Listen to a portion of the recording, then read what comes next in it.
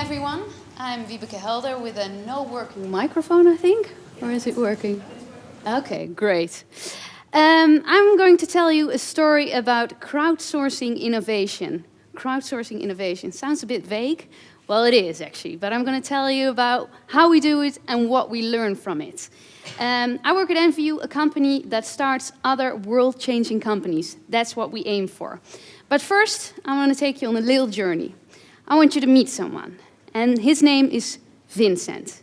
Vincent is an architect who travels around the world, and he noticed that there are a lot of people with decent jobs that live in slums, and he didn't understand that. He thought, why can't we build affordable housing for people who live in slums, who could actually afford a bit more than living in slums?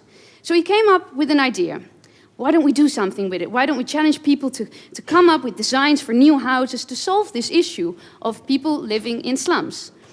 And that's why he knocked on our door, at Enviu's door, and he said, why don't we do this together? Why don't we set up this challenge? Because I can't do it at my normal job. Let's do it together. Well, and at Enviu, we love a challenge, so we took up on this one as well, and we said, okay, we're actually going to set up a design challenge for architects worldwide.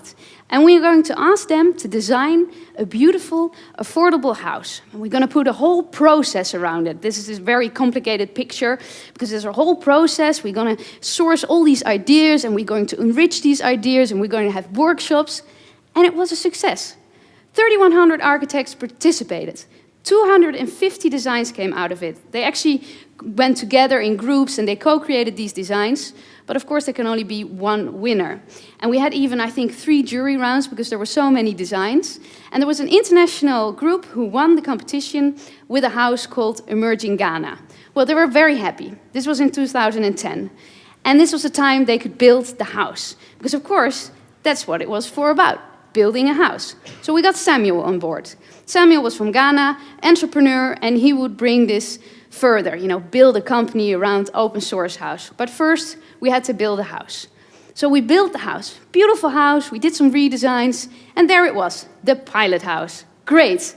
And we had a big dream, we're going to build all these houses around the world, and we're going to give people access to affordable housing, because that was the issue, people don't have access to affordable housing.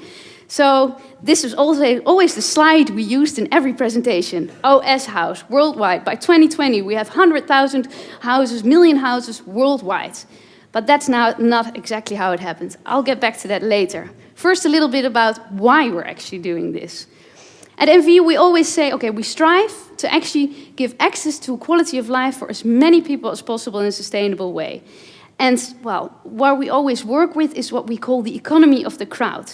We use actually entrepreneurship as a way to solve these issues, to actually create value for people and planet. And that's what we really believe in. But we also believe that we can't do it alone. We can sit here in an office in Rotterdam, but it's much better to actually co-create these solutions for these issues. So that's why we mobilize the power of the crowd. And that's what we also did with OS House. And we do that with a lot of our projects. And, well, our final aim is to actually start these world-changing companies. It's a very ambitious statement, but that's what we're aiming for. Well, we're not there yet. And that's why I want to take you back to our challenge again, back to where we actually were with the open source house. We built the house. We couldn't sell it. It was too expensive.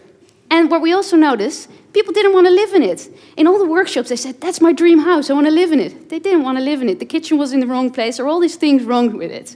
And also, we didn't look at actually that they had access to good mortgages. That was a much bigger problem than actually building a good house. That's what they could do, but it's a whole mortgage system with an interest rate of 30%. So we turned around the whole business model, looked at all the other things, got another entrepreneur on board, and actually used another pilot in Nigeria, where we built prefab houses and we actually let people sign up for a mortgage. And they did that. There are 250 people now on the list and we're going to build the houses. And we knew that they want to live in it because we said, do you want to sign up to live in these houses?